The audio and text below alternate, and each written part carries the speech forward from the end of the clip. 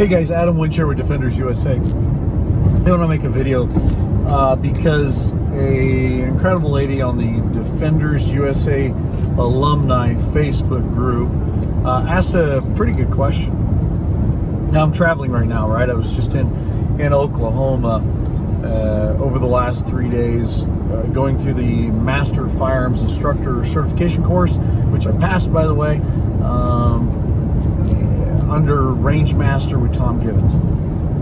So I'm driving back, and I'm not able to sit down and answer the question Liz asked on our Defenders Alumni Facebook group by typing it out. So I figured that I might as well sit down and try to make a quick video to give a response to what she asked. Now, a bunch of people jumped on to Liz's question, which I'll tell you about here in a second, and a bunch of people jumped on and they gave some incredibly good answers, right? Dakota jumped on there, and she's a facilitator for A Girl and a Gun. Alex got on there, a previous student, just an incredible man. Nick, wonderful man out of the Glenwood Springs area. They got on there, and some others got on there and asked some questions, right? We had David Hurd up in the Montana area saying, hey, this is kind of an uncomfortable thing for me too. So here's what the question was. Liz Ann gets on there and she asks something to the effect that, look, I don't carry a gun concealed on a daily basis. I know a lot of you people do, but it's awkward for me. It's not a habit.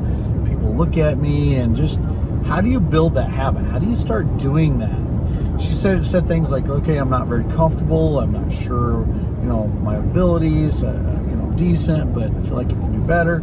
And just the idea was she's going, hey, I want to be more comfortable carrying a gun, which is commendable, and I'm so glad, Liz, you're thinking that way, and I'm proud for you that you're making that journey and making that step. So I guess here's my response. One, I think it's a personal decision, right? Dakota mentioned this in her comments. It's just a decision to go, look, I'm responsible for myself. I will take care of myself. If I need a cop, cops probably not going to be there. They're just not. They're not going to be there. Right? Because you guys all know, I spent, 10.5 years in law enforcement. It was exceedingly rare when I was there at the moment of the commission of the crime. Right? Dirtbags didn't want to see cops there. They didn't want a bunch of cop love, so they wouldn't commit their crimes when the cops were there. They wait till there's no cops, right? They select their victim, they try to isolate them, then they attack. And if you get a police response, it's 7, 10, 15, 20 minutes later. And your attack, when it does come, because it's coming someday, you got to count on that, is going to be over in mere seconds, right? Minute, maybe 2 minutes. You don't have time to jump on the horn 911. You don't have time to do anything. All you have time for is the defense of yourself. So, for me, I think it is your responsibility to carry a gun. In Tom Gibbons' class this week in the Master Level Fire Instructor course, he spent a couple parts of those days talking about the history of gun carry, gun use, gunfights in America, training. And one of the things he talked about was how historically, when you look at the United States of America, Americans as a general whole carried guns daily, right? It was just part of your daily thing. You grabbed your wallet, your knife, your pocketbook, whatever it is you carried, you put a gun in your pocket. You just carried a gun. That was your job. Well, there wasn't a bunch of law enforcement running around back then, especially out in the frontier areas where people could protect you. And because you were out and about all on your own, it was your job. It was just your responsibility to take care of yourself. And that a person it was considered just natural, normal, and honorable to be able to defend yourself, shoot a gun, and work all that. Some people carried a lot more. Nowadays, people carry a lot less. In fact, I'd tell you, based on my experience, probably only about 5 or maybe 7%, 10% at best of people actually have concealed carry permit and own guns, really actually carry gun defense of life on a daily basis. It's very rare. To me, it's sad, but that's just how it is. And I think what we've done is we've given up our own responsibility for ourselves. We're sitting there hoping the cop will be there to take care of us. You have to take care of you. You have to take care of you. That's your job. You get up that day, you decide to leave the house and go somewhere.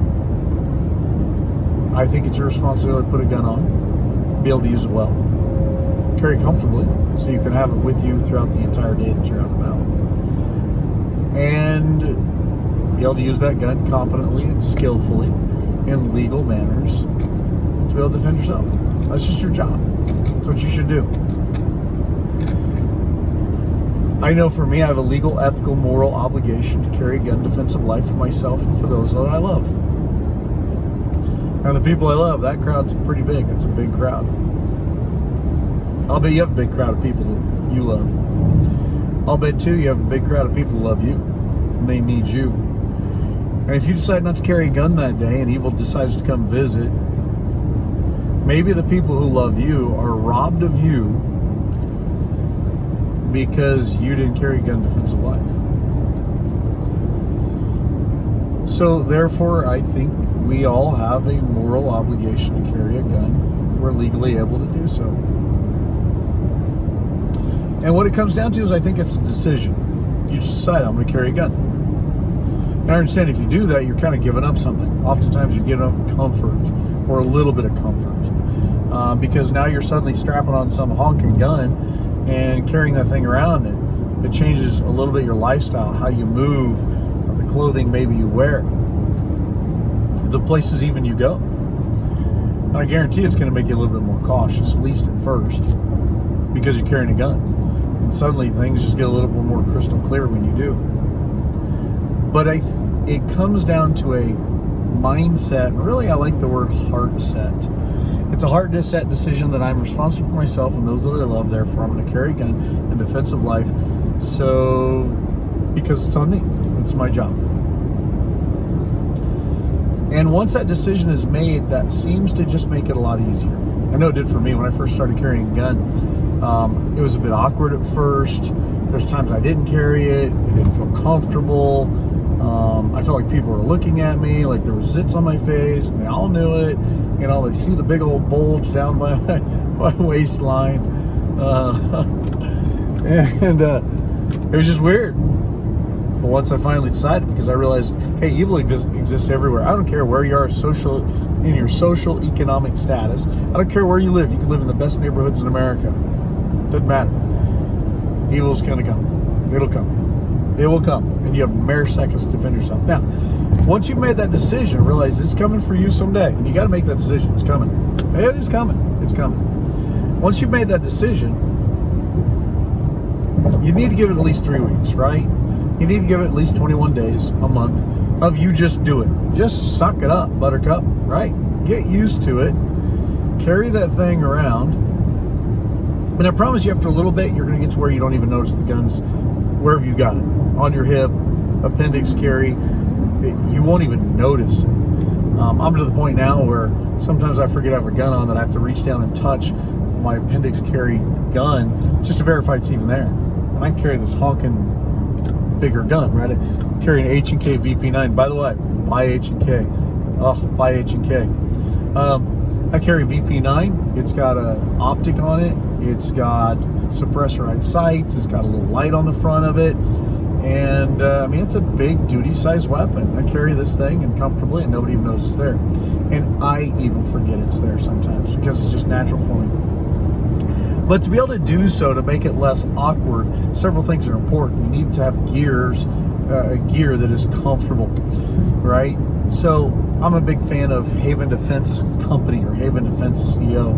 It's out of Colorado, run by an incredible couple, Brent and Marissa Hickman.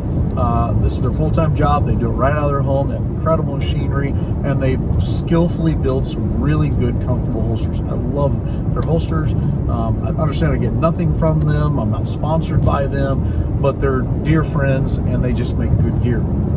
So I carry one of those. I'm also a big fan of a system, of a chassis holster system called Philster. So PHLSTER. I know it's weird sounding, Philster, PHLSTER. Again, I'm not sponsored by these people. They barely even know my name, if they even do. We've met and talked once or twice. No big deal. But they built a chassis system that you can now wear a gun concealed. You can do it naked, like naked. Really, it's kind of cool. You don't need belt loops and have to have a big old thick hard belt on. I know you know how it is, you girls. Girls won't wear a belt. You don't want to wear a belt. You got your leggings on. They're comfortable, right? Us dudes throwing on your board shorts or beach shorts or whatever else, you don't want to wear a belt. But you strap on this filster system, right? You can have a filster holster with it, or KSG Armory, or Brent Hickman's Haven Defense CO. You can get one of his holsters that goes right to this chassis system that you put on, and you can wear it naked. So, I mean, you can put it under your leggings and everything else, and it just makes it comfortable, right? So if it's gun's comfortable for you, you have a quality gun that's reliable to you, you have a comfortable, reliable holster system that you can use and wear it concealed where nobody can see it, it's very comfortable to you, it suddenly makes it a lot easier for you to carry concealed. Just as importantly, and Liz asked about this or mentioned it, was confidence. You know, she's like, hey, I got some ability with a gun, but you know, I'm not always confident with it. You know what? Confidence comes through training. Too many of us in the gun world, we don't go out and get realistic training. By the way, Defenders USA, there you go, Defenders USA, we do some excellent realistic training. It's excellent. It's one of the skills God's given me, is helping people become competent, skillful gun carriers and gun users. And Defenders USA, we now have 5 fantastic people in the company besides myself who their goal in life is to help people become confident, competent, skilled gun owners and users. I'm so lucky to have these men with these companies. They're just incredible. But that's our mission. That's what we do. If not, come to us. I can name off all sorts of really good, incredible instructors out there who can help you build the confidence. And once you build skill, which translates to confidence in there, it becomes a whole lot easier to carry. And if you're not confident in your skills with this gun, oftentimes that discomfort keeps us from carrying a gun that could save our lives. Understand, your likelihood of using a gun in defense of life having a bullet's very, very low. It's extremely low. But it happens about 2 million times per year in the United States of America. What if it's you? And what if you don't defend yourself that day because you didn't carry a gun because you weren't confident in your skills? Carrying a gun is a high-risk, high litigious engagement. And to do this and to do it right and have comfort within it, not only you have to have good gun, good gear, you must have confidence within your soul, within your heart. And that's only going to come through quality training. I'm not talking false bravado, right? Because you watched John Wick and think you're a ninja, because you play Halo and you're pretty good at it. Or because you go out and pop cans in the desert on Thanksgiving, or in the forest on Thanksgiving with your family, because you were maybe the second or first, the best shot with your little group, doesn't mean you're a competent gun owner. I'm talking skillful, realistic training under the critical eye of an expert who knows what he or she is talking about. By the way, we do that. Others out there do it too. So build the skill, get the comfortable gear, have a reliable gun that you can use and use well. Learn to be able to use it for concealment, and make the heart-set decision that I'm worth protecting. The people who need me to learn to protect myself, right? Those that make the decision that those that I love need me to be armed and skilled in this. And then I'll sacrifice a little bit of comfort to carry that gun in defense of life. And I promise you, once you do that and start carrying all the right ways, it will become comfortable, it'll become natural, and when your gun's not there, you're going to feel naked. I don't know why we keep having this theme of naked here, but you're going to feel naked. and it's odd, and at certain points you're going to get to where if you don't have a gun, you're going to feel naked. Internally, in your heart, just as much as you will physically. And I promise you, it's for the betterment of your life. It's for the betterment of those who love you. Because you deserve to live. And those you love deserve to live. And those who love you need you to live. And I think it's your moral, legal, and ethical obligation to own a gun. Think about this. For you Bible types, you church people, think about this. Did not Christ himself tell almost 20%, actually a little more than 20%, of his own disciples, or about 20%, of his own people, his little gang, his little group, his disciples, that if they didn't have the assault weapon of the era, the defensive tool of the era, to literally sell their cloak, sell their garment, sell their main coat, and go out and buy the defensive gun, or the defensive tool of the era, right? The sword. I'm going to suggest you sell your cloak if you have to. Not just to buy the gun, but to get the quality gear. And probably the most important of all, quality training. So you build skill and confidence in this. You understand your laws. You understand how to use it. You know you can get that gun out and use it competently and well. And then you just make the decision to carry that gun, and you carry it every day. If you're part of the Defenders USA Alumni Facebook page, though we joke around and have a lot of fun with each other in our classes and everything else, if you're in there, it's because we've gotten to know each other. Through Defenders, oftentimes very personally. And that means I love you.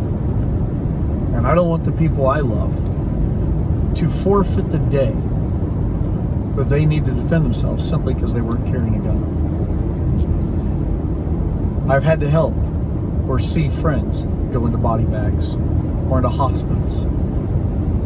I've seen the tears. I've seen the hurts families have endured because somebody did not prepare themselves for their own defense. Please, get a reliable gun. Get reliable, comfortable gear. Get realistic defensive firearms training and build your skill and confidence. And put that gun on and carry that. If you walk out your front door, carry that gun because you deserve it. And I promise you a time. Give it at least 3 weeks, Liz and others. Dave, I promise you time. It'll become comfortable. It'll become natural. You'll be glad you did it. And I promise you when that day comes you need that gun, you'll be ever so grateful you made the heart-set decision to carry that gun. All right, guys, I hope that's somewhat of an answer here. Liz, thank you for your excellent question. Dakota, your answer on that Defenders USA Alumni Facebook group to Liz's question I thought was just fantastic. Thank you for the engagement and the articulation. Alex, same thing. Nick and others, thank you so much. God bless you guys. Take care.